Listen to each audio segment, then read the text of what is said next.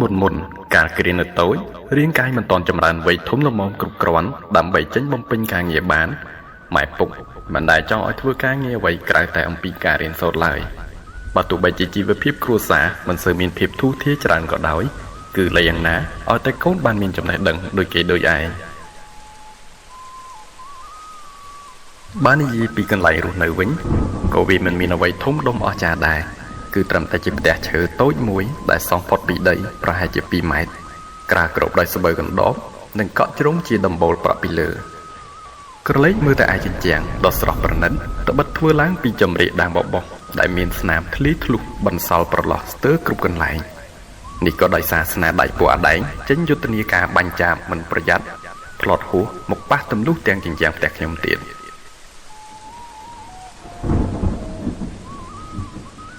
នៅមុខផ្ទះជាងខាងស្ដាំប្រសិនបើយើងចុះពីខាងលើនឹងឃើញពាងទឹកដ៏ចំណាស់មួយដែលកំពុងស្តុកទឹកពេញថ្លាឆ្វង់ពីការត្រងទឹកភ្លៀងនៅខែវស្សានិងត្រៀបត្រាទៅដោយកូនត្រីក្រឹមដែលខ្ញុំចិញ្ចឹមទុកឲ្យគ្រាន់ស៊ីដង្កូវទឹកខិតទៅមុខបន្តិចទៀតគៀកនឹងរបងព្រំដីនៅជិតខាងពុកបានដាំដើមទៀបបារាំងមួយដើមធំប្រជុំមិនដាក់គ្នាបន្តបន្ទាប់ជាមួយនឹងដើមដូងតុកកែក្បែរគុំស្មៅកន្ត្រើយ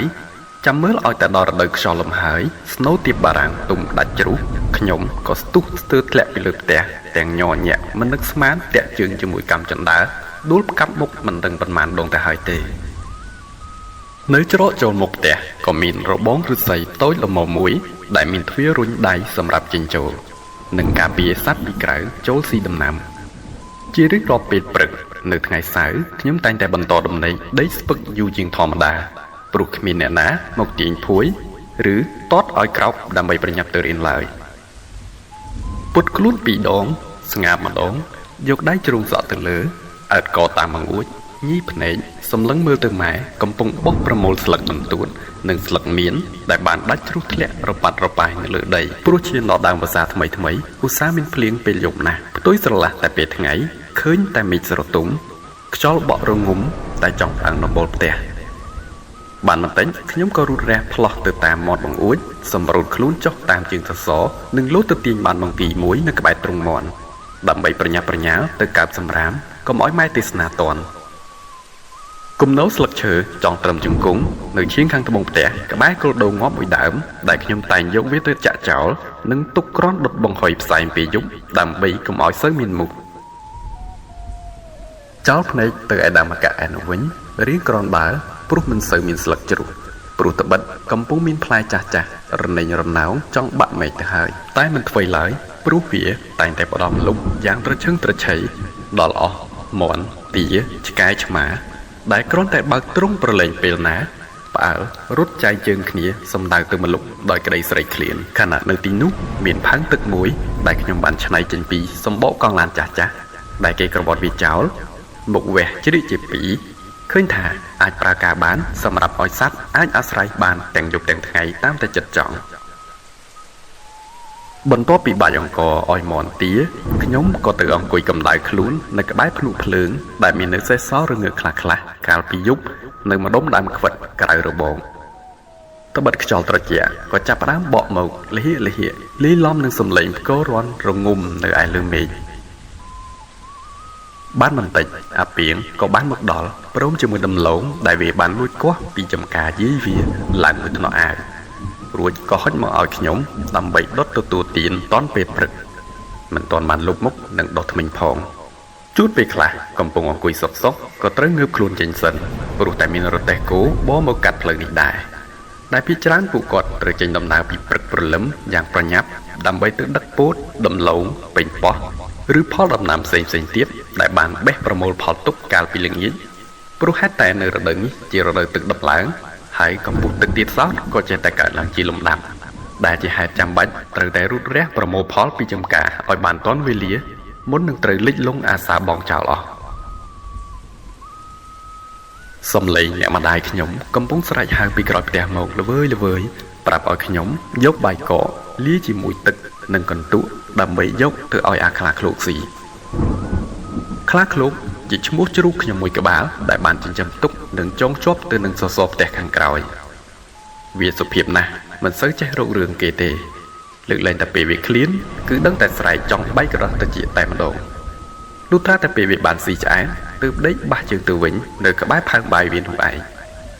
វាមិនមែនជារឿងកំ pl ែងប៉ុន្តែគឺជាការពិតដែលពេលខ្លះផ្ទះទាំងមូលត្រូវបានញ័ររង្គើរំជួយចង់រលំក៏ព្រោះតែវារមាស់នឹងយកខ្លួនទៅត្រដុកនឹងសសរផ្ទះរហូតតតែខ្ញុំលូតចុះពីលើជណ្ដើរទៅអង្អែលពោះវាទើបវាផ្ដួលខ្លួនដេកភីងទៅវិញជាធម្មតាវាមិនសូវត្រូវគ្នាជាមួយឆ្កែទេនេះព្រោះតែដោយសារអាលុកតែងតែទៅដណ្ដើមបាយវាស៊ីជួនណាលិតឡើងរលងផើងបាយវាទៀតផងក៏មានព្រឹកនេះដូចជាបាត់ពុកមិនឃើញសោះអូតាមពិតគាត់កំពុងនៅជាមួយពូនិងអ៊ំប៉ុន្មានអ្នកទៀតពិភាក្សាគ្នារឿងដឹកជញ្ជូនចម្បាំងនៅក្រោយផ្ទះទៅដាក់នៅខាងមុខវិញព្រោះតែផ្ទៃដីនៅទីនោះវារៀងទំនាបដែលអាចឲ្យទឹកលិចមកដល់បាន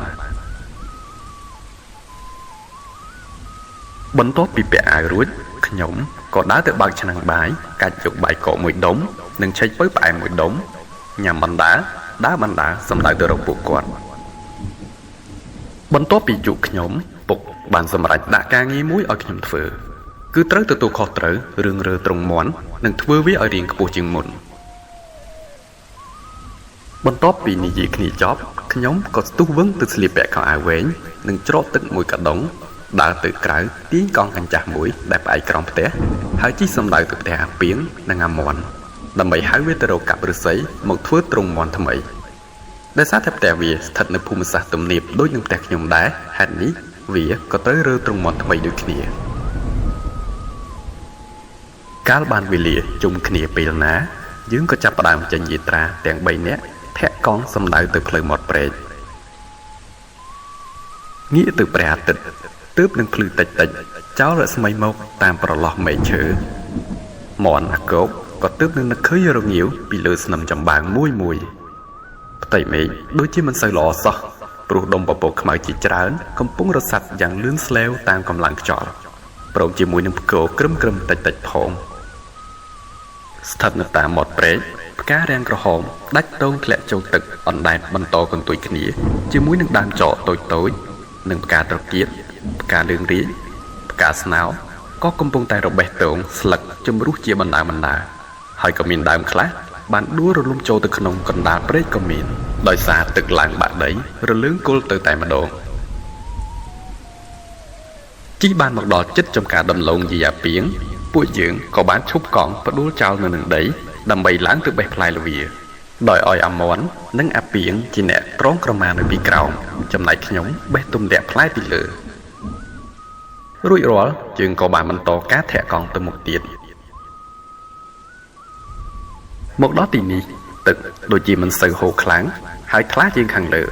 ដោយសារតែព្រែកមានដៃប្រឡាយច្រើនហេតុនេះចរន្តទឹកក៏ត្រូវបានបែងចែកទៅតាមតំបន់ទាប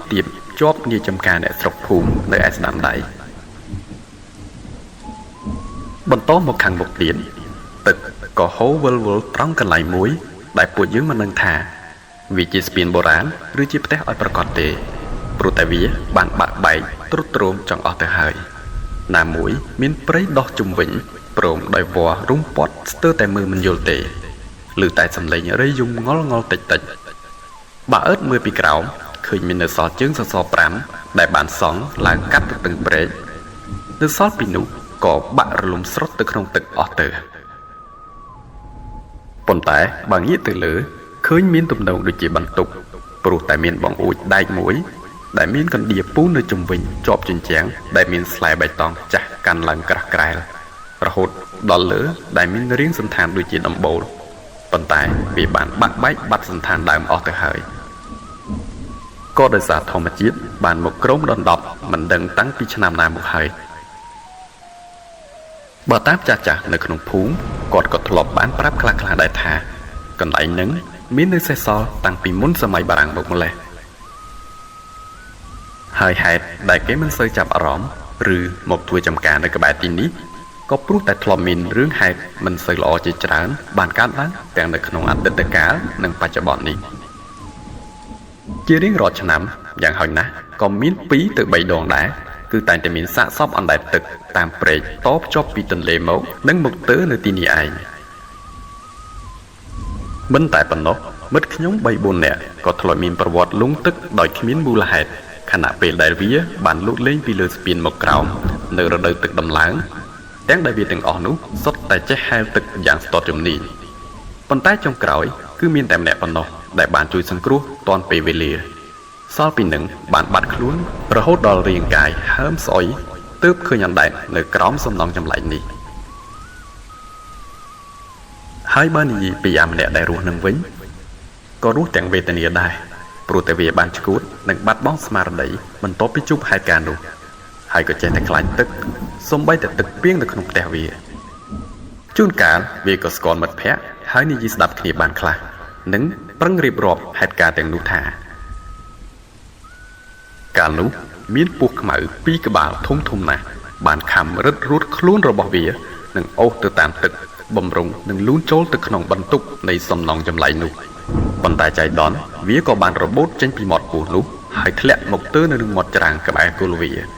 ស្របពេលដែលមានអ្នកភូមិបានវិលត្រឡប់ពីចំការវិញពេលល្ងាចហើយបានឃើញវាដេករមៀលខ្លួនចុះឡើងនៅក្បែរមាត់ទឹកនោះគាត់ក៏ស្ទុះទៅស្រវាទាញវាមកលើគោកវិញខណៈពេលដែលវាបានប្រឹងយកដៃចង្អុលទៅលើដើម្បីឲ្យឃើញពស់ខ្មៅធំទាំងពីរក្បាលនោះដែលកំពុងរុលត្បល់ខ្លួនចូលទៅក្នុងកន្ទ្រុបព្រៃខាងលើអគារចម្លែកនោះប៉ុន្តែអ្នកភូមិមិនបានចាប់អារម្មណ៍នឹងកាយវិការរបស់វាឡើយគឺពួកគេគិតថាវាបានលង់ទឹកហើយជើងរបស់វាក៏ប្រហែលជាមុតនឹងអ្វីមួយដែលមានឈាមហូររហាមបន្ទាប់ពីយកវាទៅសង្គ្រោះនៅពេទ្យក៏វានៅតែព្យាយាមនិយាយហេតុការណ៍ទាំងនោះប្រាប់គេប្រាប់ឯងប៉ុន្តែគួរឲ្យសោកស្ដាយគ្មាននរណាម្នាក់ជឿវាទេម្យ៉ាងពេទ្យក៏បានប្រាប់ថាវាបានឆ្លក់ទឹកខ្លាំងពេកធ្វើឲ្យក្រឡុកខួរក្បាលហើយជើងរបស់វានឹងប្រហែលជាមុតនឹងបណ្ដាលូសដែលមាននៅតាមមាត់ព្រែកផ្អាកនិយាយរឿងនេះត្រឹមនេះសិនចុះបន្តនិយាយពីដំណើរនៃការធាក់កង់របស់យើងទាំង3នាក់ក៏បានមកដល់ទំនប់វែងមួយពួកយើងក៏បានចុះបណ្ដាលកង់និងធាក់ទៅមុខទៀតរហូតដល់ព្រៃរបស់មួយកន្លែងដែលមានដើមពោធិ៍ធំមួយដើមនៅកណ្ដាលនិងមានថ្នាលស្រែមួយប្រវែងប្រហែលជា30ម៉ែត្រ4ជ្រុងនៅជាប់នឹងទីនោះដែរប៉ុន្តែមាននៅសល់តែគល់ចិញ្ចាំងស្រូវចាស់រលួយបន្ទាប់ពីគេបានប្រមូលផលរួចតាំងពីយូរណាស់មកហើយព្រះអាទិត្យក៏ដូចជារះខ្ពស់ហើយដែរពួកយើងក៏ប្រញាប់កាន់កូនកាំបិតផ្គាក់ដើរចូលព្រៃឫស្សីក្បែរនោះដើម្បីកាប់លះយកដើមតូចល្មមងាយស្រួលចងជាបាច់មួយស្របក់ធំក្រោយមកខ្ញុំក៏បានចេញមកក្រៅមុនគេនិងរៀបចំចងបាច់ឫស្សីយ៉ាងស្អាតដាក់នៅក្បែរកង់រួចទើបស្រាយយកផ្លែល្វាដែលបានបេះកាលពីព្រឹកមកខាំទំពាជាមួយអំបិលម្ទេសដែលអាម៉ុនបានបុកតាំងពីផ្ទះមកនិងអង្គុយនៅលើដុំថ្មមួយដុំក្បែរគល់ពោដ៏ធំសម្បើមនេះទើបតែទំពាអស់2ផ្លែស្រាប់តែមានមេឃពូក្រៀមតូចមួយបានធ្លាក់បាក់មកត្រូវក្បាលរបស់ខ្ញុំក៏ផ្អាកទំពានិងងើយមើលទៅលើក៏ស្រាប់តែរៀងភ្ញាក់ព្រោះមិនដែលចាប់អារម្មណ៍ថានៅតាមមេឃពូមានគេយករបស់អ្វីម្យ៉ាងមករុំកណាត់សចងផ្អោបស្ទើរតែគ្រប់មេឃនិងមានចងអ្វីម្យ៉ាងដូចជាកណាត់ក្រហមប៉ុនបាតដៃរំយោលទៅមកតាមកម្លាំងខ្យល់ប្រឹងសម្លឹងមើលទៅចុងឃើញដូចជាសត្វអ្វីខ្មៅស្ទង់ធំកំពុងតោងជាប់នឹងមេឃហើយហេតុតែមើលមិនច្បាស់ក៏ព្រោះតែស្លឹកពោបក់ទៅមកច្រើនពេកកំពុងតែផ្លឹកឆ្ងល់ក៏ស្រាប់តែអាពីងនិងអាមន់បានមកដល់ស្ងាត់ហើយចាក់ចង្កេះខ្ញុំធ្វើឲ្យភ្ញាក់ភ័យស្ទើរលុះព្រលឹងរួចពួកយើងក៏នាំគ្នាអង្គុយខំទំពាផ្លែល្វានោះយ៉ាងឆ្ងាញ់មាត់នៅជ្រុងម្ខាងនៃផ្លូវយើងឃើញមានកក់ជ្រុងវែងត្រឹមទ្រូងដុះឡើងត្រង់ភ្លើងឡើងទៅលើលាតសន្ធឹងរហូតទៅដល់មាត់បឹងឈូងក្រោយខ្នងត្រង់គល់ដើមពោធិ៍នោះក៏មានថ្មចម្លាក់ចាស់ជាច្រើនបានដួលដេកលើគ្នាដោយមានដើមឈើតូចខ្លះបានដុះជ្រៀតចូលតាមប្រឡោះប្រហោងប្រសិនបើមើលឲ្យមែនទែនទៅហាក់ដូចជាចម្លាក់ព្រះបដិមាដែលមានកម្ពស់ត្រឹមកន្លះម៉ែត្រមានខ្លះបានបាត់ព្រះកេសខ្លះបានបាត់ព្រះហត្ថនិងជ្រុងកែមផ្សេងទៀតត្រូវបានបាក់បែកហើយមានស្លែកកាន់ចរន្តគួសមចម្លាក់ទាំងនោះហាក់ដូចជាត្រូវបានគេយកមកគោរពបូជាតាំងពីសម័យមុនហើយស្ថិតនៅជាជួរតាមជុំវិញគល់ពោនេះ ហើយបន្ទាប់ពីសម័យសង្គ្រាមក៏ត្រូវបានបែកបាក់អស់ទៅគួបផ្សំនឹងរដូវទឹកឡើងលិចបាត់ផងចុងក្រោយនៅសល់តែចុងដើមពោធិ៍តែប៉ុណ្ណោះដែលនៅសល់កំពុងតែឆ្ងាញ់មាត់ផងក៏លិចវត្តមានអ៊ុំលីបរទេសចេញមកតាមផ្លូវអែបព្រៃកក់ជ្រុងនោះនិងបញ្ឈប់ប្រទេសនៅក្បែរពួកខ្ញុំភ្លាមមើលទៅទឹកមុខរបស់គាត់ទំនងដូចជាភ័យនិងអ្វីមួយយ៉ាងចម្លែកបន្ទាប់ពីឈប់ប្រទេសគាត់ក៏ចុះមកដីនិងសម្លឹងឆ្វេងស្ដាំជុំវិញខ្លួនរួចងាកមកសួរពួកខ្ញុំបែបភ័យថាយីហើយចុះអ្នកណាឲ្យពួកឯងមកអង្គុយនឹងម្ដុំហ្នឹងហ៎អាពីងក៏បានសួរទៅកាន់គាត់វិញថាពួកខ្ញុំមកកាប់ឫស្សីធ្វើទ្រង់មន់តើអ៊ំលីក៏គាត់បន្តសួរទៀតថាកុំប្រាប់ថាពួកឯងទៅកាប់នៅម្ដុំឫស្សីព្រៃនោះណាអាមន់ក៏បានឆ្លើយថាបាទអ៊ំកាប់រួចហើយសម្បូរឫស្សីល្អល្អណាស់អ៊ំលីយកដៃរឹតទ្រូងនិងនិយាយថាស្លាប់អញហើយតោះលើកកង់និងបាច់ឫស្សីពួកឯងដាក់នៅលើរទេះឲ្យលឿនដោយឃើញទឹកមុខគាត់ដូចជាមិនសូវស្រួលពួកខ្ញុំក៏ព្រមធ្វើតាមគាត់រហូតរទេះបានចេញទៅយ៉ាងប្រញាប់ទើបខ្ញុំចាប់ផ្ដើមសួរគាត់ថាមានរឿងអ្វីមិនល្អមែនទេអ៊ំលីយករំពាត់វីក៏មិនដើរនិងនិយាយមកកាន់ពួកខ្ញុំមិនដើរពួកឯងនេះចំជាសំណាងហើយហើយមានដឹងអត់ថាម្ដុំដើមពោធិ៍នឹងគ្មានអ្នកណាសំបីតែមកចិត្តអាមន់ក៏បាននិយាយកាត់គាត់វិញថាចុះខ្ញុំឃើញគេធ្វើស្រែនៅម្ដុំនោះតើអ៊ំលីក៏ងាកមកស្ដីឲ្យវិញថាធ្វើស្រែក្បាលឯងស្អីហើយមិនឃើញចិញ្ច្រាំស្រូវនឹងផុយទេគឺគេធ្វើតាំងពីយូរយារណាស់មកហើយហាជ្រុងភ្លឺខាងកើតហ្នឹងហើយមានឃើញស្នាមស្រូវដែលគេទុកចោលរលួយដើមអស់ទេខ្ញុំក៏សួរគាត់វិញម្ដងថាចុះមិនបានគេមិនច្រូតទាំងអស់ទៅអ៊ំលីបានមានប្រសាសន៍បន្តថាមិនមែនគេមិនចង់ច្រូតទេតែមកពីមានរឿងហេតុទើបគេមិនហ៊ានច្រូតអីអស់ពួកឯងអត់មានដឹងអីសោះត្មងហើយនឹងអត់ថានៅក្រោយដើមពោធិ៍នឹងមានអ្វីខ្លះគឺសុទ្ធតែភ្នោខ្មោចតៃហោអញប្រាប់ពួកឯងអាពីងភ្ញាក់និងបាសសក់ក្រញាងខ្ញុំក៏សួរទៅគាត់ទៀតថាខ្មោចតៃហោហ្នឹងមិនទៅគាត់ងាកមកក្រោយសម្លឹងមើលមុខពួកខ្ញុំទាំងមុខស្ងួតរួចងាកទៅវិញហើយបន្តនិយាយថាកាលពីអាទិត្យមុននៅជាប់សាលាឆោទៀនក្បែរថ្នល់មានមនុស្សស្រីម្នាក់ត្រូវរថយន្តបុកស្លាប់កណ្ដាលថ្នល់ហើយត្រូវបានគេរុំនឹងក្រណាត់សហើយនឹងត្រូវបានយកផ្សែងទៅកប់នៅក្រោយដើមពោធិ៍នោះឯងអានឹងហើយដែលគេហៅថាខ្មោចតៃហោគឺខ្មោចដែលស្លាប់អត់មានអាចារ្យត្រឹមត្រូវ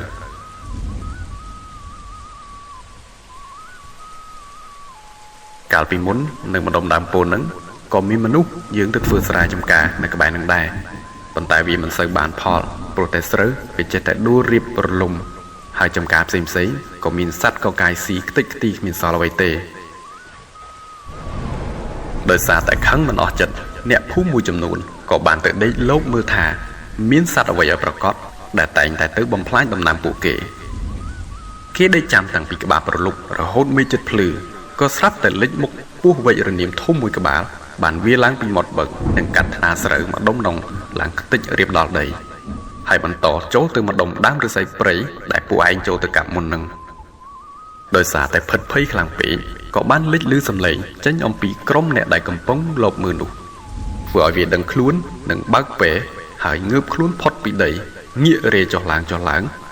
មើលជុំវិញខ្លួនរហូតមួយសន្ទុះទើបវាសម្រោតខ្លួនចុះនិងវាទៅមុខបាត់ទៅបើតាមគេធ្លាប់ដឹង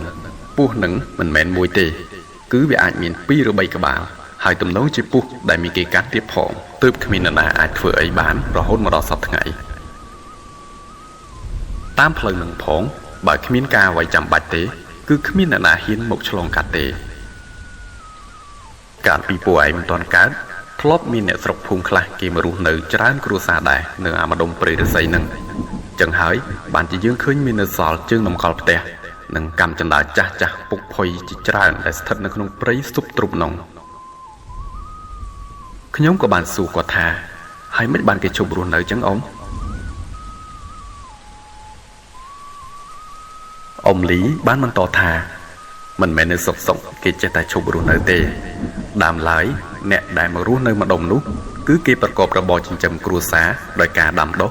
ពោតដំឡូងល្ងដូចពួកយើងសពថ្ងៃនេះអញ្ចឹងហើយផលដែលប្រមូលបានគឺគេយកទៅលក់ឲ្យអ្នកស្រុកភូមិដើម្បីដូរជាថ្នាំសង្កូវឬស្រូវអង្ករត្រីងៀតអំបិលប្រហុកផ្សេងក្រោយមកអ្នកភូមិតែងតែហៅគ្នាអ្នកទាំងអស់នោះថាភូមិព្រៃខ្មៅក៏ព្រោះតែនៅម្ដុំនោះស្ងាត់ណាស់ហើយស្ថានភូមិសាស្ត្រនៃព្រៃសម័យនោះទៀតសោតក៏រៀងងងឹតគួរឲ្យខ្លាចណាស់ចាស់ចំនួនតាទូតរបស់អ៊ំក៏ធ្លាប់ប្រាប់ដែរថាអ្នកស្រុកនោះគេមិនចេះចាយលុយទេគឺគេរស់នៅដោយពឹងទៅលើធម្មជាតិសុទ្ធសាធប៉ុន្តែគេមិនចាំឬដឹងឲ្យបានច្បាស់ថាអ្នកស្រុកទាំងនោះមានប្រវត្តិពីណាមកទេដឹងត្រឹមថាទំនងមកពីតំបន់ឆ្ងាយព្រោះតែការនិយាយស្ដីរៀងរដើនហើយការស្លៀកពាក់ក៏មិនសូវស្អាតបានដែរនៅពេលរដូវកាលប្រែប្រួលជាពិសេសនៅពេលភ្លៀងខ្យល់ខ្លាំងពួកគេតែងតែចាកចេញពីផ្ទះនិងមកជ្រកនៅក្រោមដើមពោធិ៍ធំនឹងទាំងចាស់ប្រុសស្រីក្មេងតូចក្មេងធំរហូតដល់រាំងស្ងប់ទើបវិលត្រឡប់ទៅផ្ទះវិញបាននិយាយអំពីចំនួនមនុស្សបើតាមដឹងគឺមានគ្នាប្រមាណប្រហែលជា30នាក់សរុបទៅប្រហែលជា5ទៅ6គ្រួសារឃើញថាមិនសូវជាច្រើនដែរហេតុនេះហើយនៅពេលរដូវទឹកជំនន់ក្នុងឆ្នាំខ្លះពួកគេបានផ្លាស់ទីលំនៅទៅរស់នៅម្ដុំគល់ពោដោយគ្រួសារខ្លះបានយកបង្គាបឈើទៅចងផ្អោបទៅនឹងមែកពោនោះជារាងខ្ទមតូចដើម្បីកុំឲ្យទឹកឡើងទៅដល់កន្លងហួសទៅយូរណាស់ហើយមកដែរនេះឆ្នាំមួយនោះមិនដឹងជាមូលហេតុអ្វីដែលទឹកបានស្រកទៅវិញមានសភាពយឺតខ្លាំងណាស់ដែលជាហេតុធ្វើឲ្យពួកគេមិនអាចផ្លាស់ទីត្រឡប់ទៅផ្ទះវិញបានភ្លាមដោយរដូវកាលនាឆ្នាំមុនសរុបមកគឺទឹកនៅតែបន្សល់ត្រឹមខ្មងជើងនិងបន្តចុះស្រករហូតដល់ឃើញដីខ្លះប៉ុន្តែមនុស្សម្នាអាចដើរបានធម្មតាជាច្រើនថ្ងៃខែទឹកនៅតែមិនស្រកដាច់ស្រឡះសោះដែលជាហេតុធ្វើឲ្យអ្នកភូមិពិបាករស់នៅជាខ្លាំងដោយថ្ងៃណាក៏ត្រូវតែដើរកាត់ទឹកភក់ជ្រាំជាប្រចាំក្រោយមកពួកគេក៏សម្រេចថាត្រូវតែត្រឡប់ទៅផ្ទះដើមវិញបើទោះជាមានទឹកតិចក៏ដោយសំណាងអាក្រក់មានក្មេងប្រុសជំទង់ម្នាក់នៅគ្រួសារមួយនោះបានស្លាប់បាត់បង់ជីវិតដោយសារតែពស់អសេរពឹសខាំពេលដែលដេកនៅលើផ្ទះហើយសត្វពស់នោះវាមកសំងំនៅក្នុងស្បូវដំបូលតាំងពីរដូវទឹកឡើងមកម្លេះសំឡេងយំសោកក៏បានកើតឡើងពីសំណាក់សាច់ញាតិនិងក្រុមគ្រួសារនាព្រឹកបន្ទាប់គេក៏យកសពក្មេងជំទង់នោះមកច្រកបាតរចៅនិងរុំចងយ៉ាងម៉ត់ចត់ហើយសែងយកទៅបំរុងទៅកប់នៅក្បែរគ្រូពូនោះប៉ុន្តែដោយស្ថានភាពដីនៅសើមស្ទើរតែគ្រប់កន្លែងនៅឡើយបរិះចំណាស់នៅក្នុងភូមិម្នាក់ក៏បានបង្គាប់ឲ្យទុកសាកសពនោះនៅក្បែរគោលពោធិ៍សិនព្រោះបើទោះជាកប់ទៅទាំងដីសើមដូចនេះគឺច្បាស់ជាអន្ទង់ចាក់ស៊ីសាច់ខ្ទេចអស់មិនខានបន្ទាប់មកគេក៏ចាត់ចែងដាក់តម្កល់សពនោះនៅក្បែរជ្រុងម្ខាងនៃគល់ពោនោះសិនហើយត្រឡប់ទៅផ្ទះវិញរៀងខ្លួននៅឡើយតែគ្រួសារសពដែលគេនៅអាឡ័យកូននឹងបានយកសំណែនបន្តិចបន្តួចមកដាក់កន្ទោងដោយមានចងក្រណាត់ក្រហមតូចយ៉ាងចម្លែកភ្ជាប់ជាមួយនឹងកន្ទោងសំណែននោះនៅព្រឹកបន្ទាប់ក៏មានការភ្ញាក់ផ្អើលយ៉ាងខ្លាំងដោយសារតែបាវដែលបានច្រកសាកសមនោះបានដាច់រយារយាយរហែកខ្ទេចហើយសពក៏បានបាត់មួយកំណាត់ខ្លួនពីត្រឹមចង្កេះឡើងទៅលើដូចជាមានសត្វអ្វីមកខំហើយកកេស៊ីកាពីយប់ហើយនៅក្បែរនោះប្រមាណជា5ម៉ែត្រគេក៏ប្រទះឃើញប្រអប់ដៃនិងក្របភ្នែកដែលបានដាច់ជ្រុះជាមួយនឹងស្នាមសាច់ខ្លះនិងបន្តរហូតដល់មាត់ម្ដុំបឹងកក់ជ្រុងក៏ឃើញស្នាមភក់រលោងដូចជាមានអ្វីវាកាត់ពីលើចុះទៅក្នុងទឹកដោយបន្សល់ស្នាមឈាមតិចនៅជាប់ក្បែរដីនោះដំណឹងនេះក៏បានលេចលឺទៅដល់អ្នកភូមិដែលនៅស្រុកខាងលើជាប់ថ្នល់និងបានមកសួរសុខទុក្ខក៏ដូចជាពិនិត្យហេតុការណ៍ដ៏អាក្រក់ដែលបានកើតឡើងនោះក្រោយមកគេក៏បានរៀបចំសាកសពនោះឲ្យមានរបៀបរៀបរយសាជាថ្មីហើយក៏សម្រេចកប់ទៅនៅបំណែកដែលបានសេសសល់នៅក្នុងដីនោះក៏ព្រោះដោយសារសពមានសភាពហើមរលួយទៅហើយទោះបីជាកប់យ៉ាងណាក្លិនស្អុយអាសោចនៅតែកើតមានហើយសាយភាយពេញបរិវេណនោះតាំងពីពេលនោះមកឲ្យតែមានមនុស្សណាស្លាប់ដោយមិនស្គាល់អត្តសញ្ញាណមនុស្សដែលរស់នៅក្នុងភូមិស្រុកខាងលើនៅក្បែរទីប្រជុំជនជាប់ថ្នល់តែងតែសែងយកសាកសពទៅកប់នៅបរិវេណភ្នូរចាស់របស់អ្នកភូមិព្រៃខ្មៅជាបន្តបន្ទាប់រហូតស្ទឹងខ្លាយជាទីកប់សពយ៉ាងច្រើនលើសពីការគិត មិនត្រឹមតែសាកសមមនុស្សទេសូម្បីតែខ្មោចឆ្កែឆ្មាក្របីដែលងាប់ដោយសារជំងឺក៏ត្រូវបានគេយកទៅបោះគោចោលនៅក្បែរគល់ពូកឈៀងខាងលិចជិតភូមិព្រៃខ្មៅនោះដែរបន្ទាប់ពីទឹកស្រកអស់ដីក៏ចាប់ផ្ដើមរឹងក្រោមអាកាសធាតុក្តៅហែងបង្កឲ្យសាកសពផ្សេងឆាប់ហើមស្អុយរលួយដង្កូវចោះរុយរោមឡើងខ្មៅងងឹតនិងចោលក្លិនសាយភីពេញព្រៃម្ដុំនោះប៉ុន្មានខែបន្ទាប់រៀងរាល់ពេលមានភ្លៀងធ្លាក់មកម្ដងទឹកដែលហូរចេញពីតំបន់គំនរសាកសពទាំងនោះបានបន្តហូរចូលទៅកាន់ប្រឡាយទឹកដែលតភ្ជាប់ពីមាត់បឹងនិងឆ្ពោះទៅកាន់លំនៅស្ថានអ្នកស្រុកព្រៃខ្មៅបង្កឲ្យទឹកក្លាយជាកខ្វក់បំផុតហើយមនុស្សម្នានៅទីនោះក៏ចាប់ផ្ដើមរាករូសក្តៅខ្លួនក្អួតចង្អោរមិនយូរប៉ុន្មានក្មេងៗខ្លះក៏ចាប់ផ្ដើមចេញរមាស់កន្ទួលក្រហមពេញខ្លួនស្ទើរគ្រប់គ្នាដោយទ្រាំនឹងរមាស់មិនបានពួកគេក៏ចេះតែអេះរហូតរលាត់ស្បែកបង្កជាដំបៅធំរលេះរលួយគួរឲ្យអាណិតជាខ្លាំងផុតពីគ្រួសារមួយចូលគ្រួសារមួយហើយការឆ្លងនេះក៏ចេះតែបន្តរហូតទៅដល់មនុស្សធំស្ត្រីក្រមុំកំឡោះស្ទើរតែពេញមួយភូមិតាមពិតទៅព័ត៌មាននៃការឈឺរបស់អ្នកភូមិព្រៃខ្មៅនេះក៏បានដឹងឮដល់ពេទ្យប្រចាំការក្នុងតំបន់នោះដែរប៉ុន្តែពួកគេត្រឹមតែមកអើតមើលមួយផ្លែតក៏ត្រឡប់ទៅវិញភ្លាមព្រោះតែគេដឹងច្បាស់ថាវាជាជំងឺឆ្លងដែលមិនខុសពីជំងឺអាសន្នរោគនោះទេមិនតែប៉ុណ្ណោះរាល់បន្លែផ្លែឈើពោតដំឡូងនិងរបស់របរជាច្រើនទៀតដែលអ្នកភូមិព្រៃខ្មៅយកទៅលក់ក៏លែងមានអ្នកណាហ៊ានទិញព្រោះតែគេខ្លាចរអានឹងជំងឺនោះមនុស្សក៏ចាប់ផ្ដើមរើសអើងនិងស្អប់គ្នាទៅវិញទៅមកទីបំផុតស្បៀងអាហារក៏មានមិនសូវច្រើនថ្នាំសង្កូវក៏ខ្វះខាតមនុស្សក៏កាន់តែឈឺខ្លាំងមិនដល់មួយខែផងមនុស្សស្លាប់ត្រូវបានគេសែងយកទៅកប់ស្ទឹងរាល់ថ្ងៃបើនិយាយពីអ្នកភូមិដទៃគ្រាន់តែដឹងដំណឹងទាំងអស់នេះគ្មានអ្នកណាហ៊ានធ្វើដំណើរកាត់ឬទៅប្រស្រ័យទាក់ទងជាមួយនឹងអ្នកទាំងអស់នោះឡើយក្រោយមកគេក៏បានដឹងថាមានព្រះសង្ឃពីរអង្គបាននិមន្តទៅពិនិត្យមើលអ្នកស្រុកនោះនិងព្រោះដោយសេចក្តីអាណិតសង្វេគចំពោះទុក្ខរបស់សត្វដែលកំពុងរងក្តីវេទនាខ្លោចផ្សាព្រោះជំងឺអុតបាតបានរីករាលដាលយ៉ាងតក់ស្លុត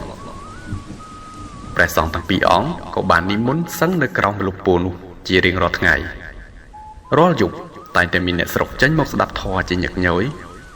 ជួនថ្ងៃខ្លះក៏មានមនុស្សដេកដួលស្លាប់ភ្លាមនៅនឹងមុខតែម្ដងគិតទៅវាហាក់បីដូចជាតក់ស្លុតណាស់ប៉ុន្តែមិនដឹងអាចធ្វើអ្វីបានឲ្យច្រើនជាងនេះ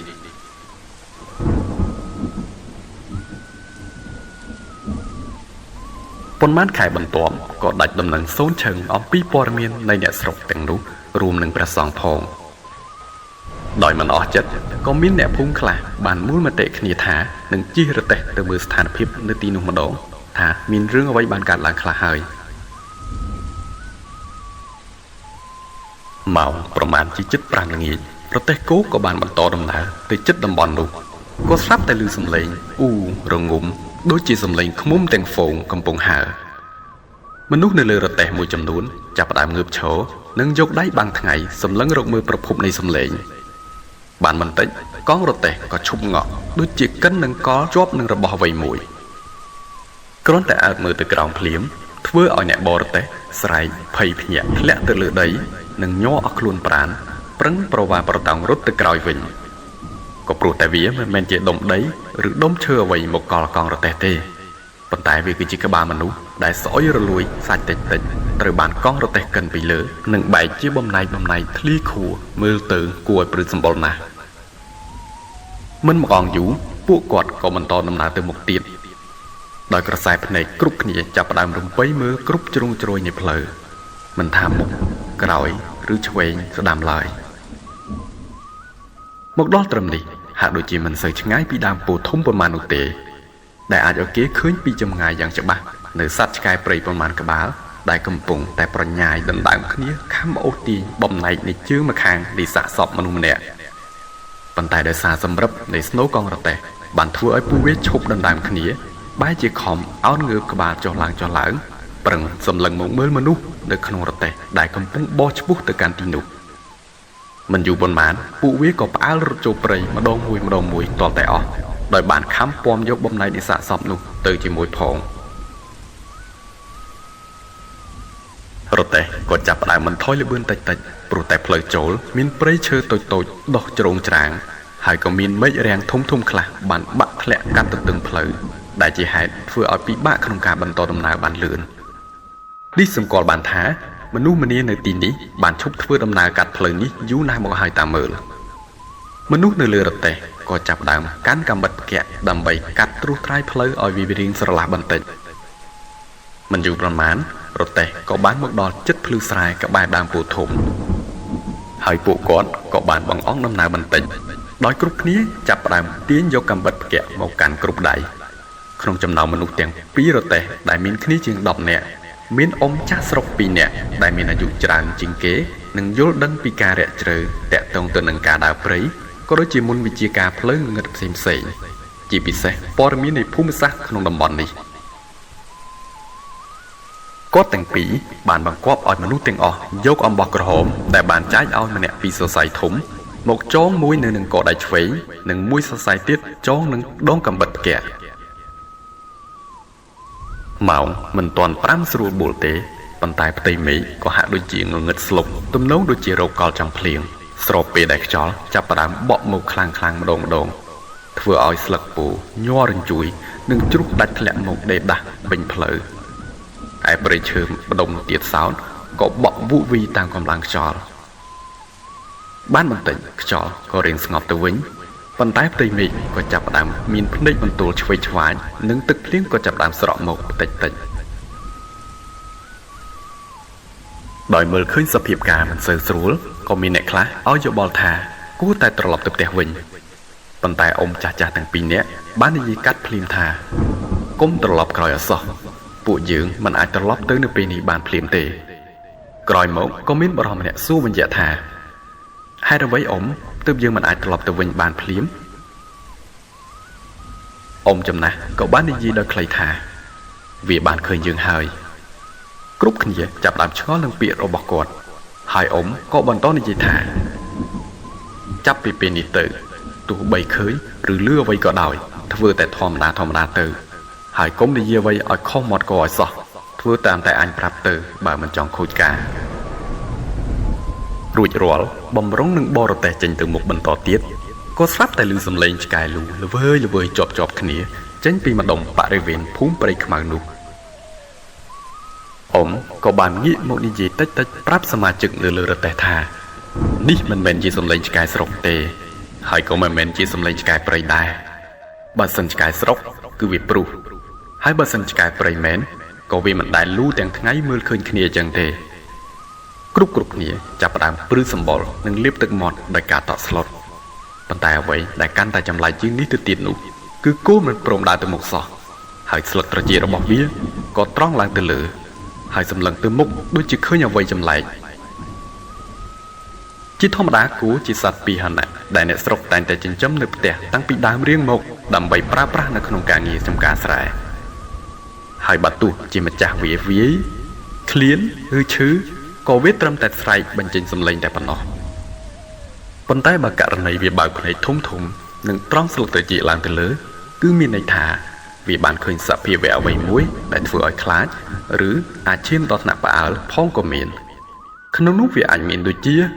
វាឃើញខ្លាពស់អមនុស្សជាដើម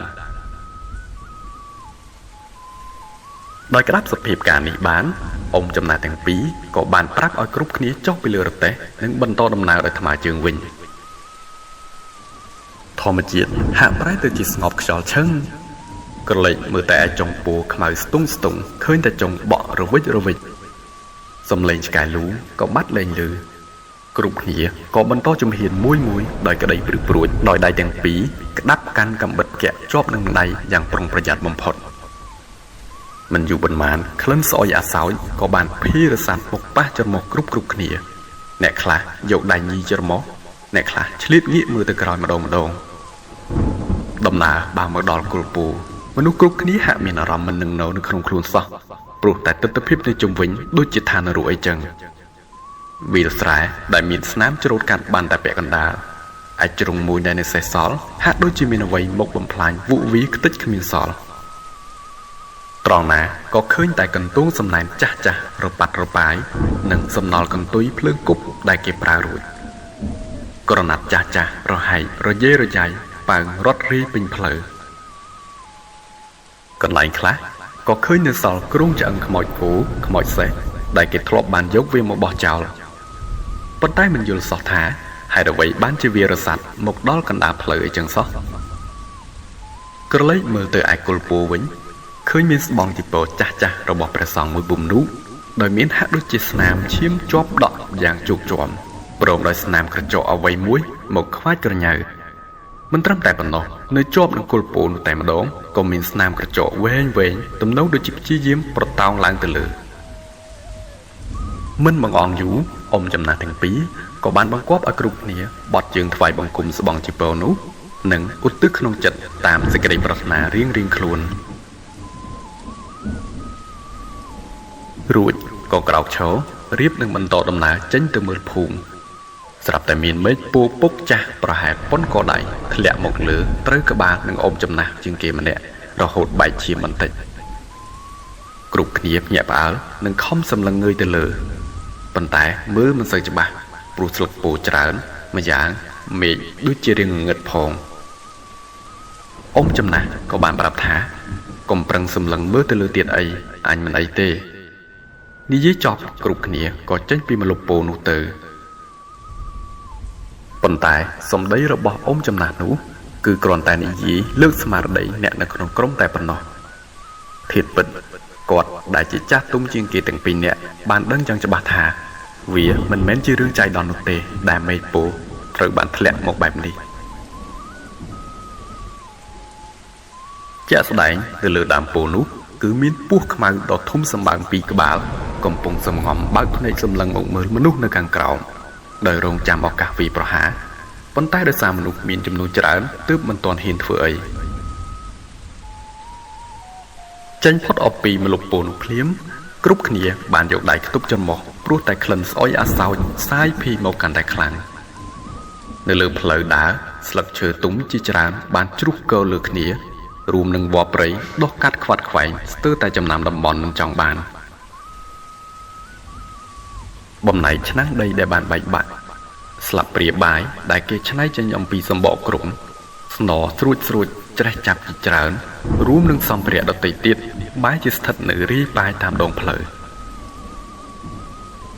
ក្រឡេកទៅតំបន់តម្កល់សាកសពក៏ហាក់ដូចជាមានគេបំផ្លាញព្រោះឃើញមានសុទ្ធតែស្នាមកកាយដើម្បីទាញសាកសពចេញមកត្រឹមនេះគ្រប់គ្នាកាន់តែចម្លែកចិត្តព្រោះក្រឡេកទៅជ្រុងម្ខាងនៃមេឃពូបែរជាឃើញមានខ្មោចឆ្កែគោក្របីមួយចំនួនបានទើរនៅលើបង្គាប់នៃមេឃទៀបដោយបន្សល់ទុកនៅស្នាមឈាមហូរអូសតាំងពីកន្លែងកំណត់សាកសពរហូតដល់គុលពូប៉ុន្តែដោយសារទំនងជាច្រើនថ្ងៃណាស់មកហើយទើបឈាមបានប្រែទៅជាខ្មៅអស់ដោយមេឃកាន់តែងងឹតទៅហើយដែរមនុស្សទាំងអស់ក៏បន្តដំណើរទៅមុខសម្ដៅច្រកភូមិព្រៃខ្មៅគ្រាន់តែឈានជើងមកដល់ភ្លាមគ្រប់គ្នាបានសម្លឹងមើលទាំងក្តីតក់ស្លុតនិងរន្ធត់នៅទស្សនវិជ្ជាចំពោះមុខមនុស្ស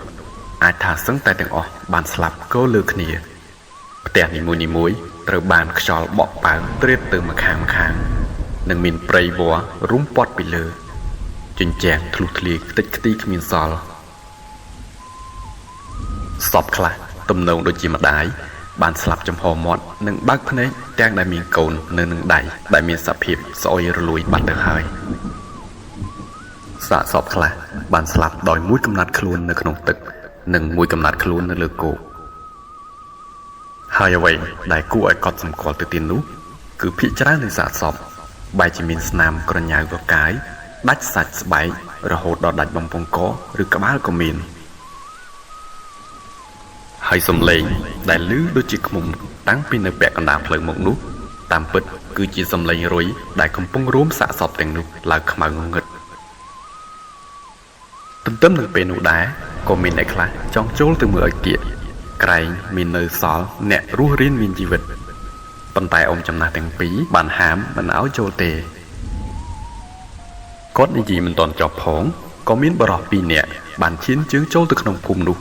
ហើយបានភ្ញាក់ដោយហៅផងស្រែកផងយកដៃចង្អុលទៅមុខនិងប្រាប់ថាមានមនុស្សនៅរស់កំពុងក្អួតប្រកាច់នៅលើដី ចំណាស់ទាំងពីរនាក់បានប្រញាប់បកដៃបង្ហាញជាសញ្ញាប្រាប់ថាហាមស្រែកឲ្យសោះនិងប្រញាប់ត្រឡប់មកវិញជាបន្ទាន់មិនបានប្រមាណផងប្រុសម្នាក់ដែលទើបនៅមានរបួសក្បាលនៅក្រោមម្លប់ពោនោះបាននិយាយតិចៗប្រាប់អ្នកនៅក្បែរនោះថាហួសពេលហើយគ្រាន់តែនិយាយចប់ភ្លាមស្រាប់តែឮសំឡេងស្រឹបដូចជាមានអ្វីធ្លាក់មកពីលើដើមឈើដ៏ធំណាមួយងាកមួយជុំទៅឃើញព្រៃនៅម្ដុំគល់ពោបានកំពុងតែញ័រញែកបាក់ដើមឈើក្រៀមៗឬសូប្រាវច្បាស់ណាស់គឺពស់ដែលកំពុងសំងំមុននេះបានកំពុងនឹងវាមកសភាពការម្ដងនេះទំនងពិបាកហើយ